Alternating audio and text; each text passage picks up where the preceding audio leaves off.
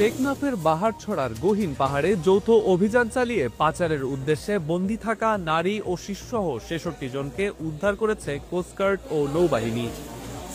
বৃহস্পতিবার সন্ধ্যায় গোপন সংবাদের ভিত্তিতে বাহারছড়ার কচ্ছপি এলাকায় অভিযান চালিয়ে তাদের উদ্ধার করা হয়।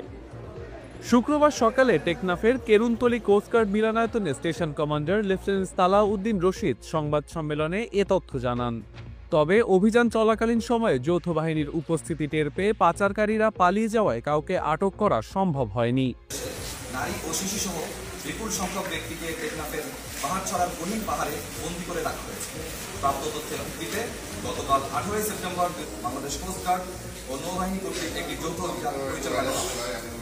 অভিযান চলাকালে কোস্টগার্ড ও নৌবাহিনীর সদস্যরা উক্ত পাহাড়ের চূড়ায় পাচারকারীদের গোপন আস্থান হতে পাচারের উদ্দেশ্যে বন্দী থাকা নারী ও শিশু সহ ৬৬ জনকে উদ্ধার করতে সক্ষম হয়। উদ্ধারকারীদের জিজ্ঞাসাবাদে জানা যায়, কয়েকটি সংঘবদ্ধ পাচারকারী চক্র বিদেশে উচ্চ বেতনের চাকরি, সুবিধাজনক কর্মসংস্থান, উন্নত জীবনযাপনের স্বপ্ন, অল্প খরচে বিদেশ যাত্রা এবং বিনা অর্থে প্রেরণ করে পরবর্তীতে কর্মস্থলের কাজের মাধ্যমে খরচ পরিশোধের সুযোগের প্রলোভন দেখিয়ে টেকনাফ সহ দেশের বিভিন্ন এলাকা হতে বাংলাদেশি ও রোহিঙ্গা নাগরিকদের মালয়েশিয়া গমনে উদ্বুদ্ধ করে টেকনাফের গহীন পাহাড়ে গোপন আস্থানায় জিম্মি করে রাখা হয়েছিল। পরবর্তীতে পাচারকারীরা তাদের সুবিধাজনক সময়ে মেরিন ড্রাইভ সংলগ্ন উপকূল হতে বোট যোগে মালয়েশিয়ায় পাচার করার পরিকল্পনা করছিল।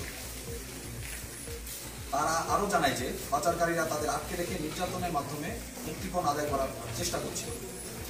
অভিযান চলাকালীন যৌথ বাহিনীর উপস্থিতি টের পেয়ে পাচারকারীরা পালিয়ে যাওয়ায় কাউকে আটক করা সম্ভব হয়নি।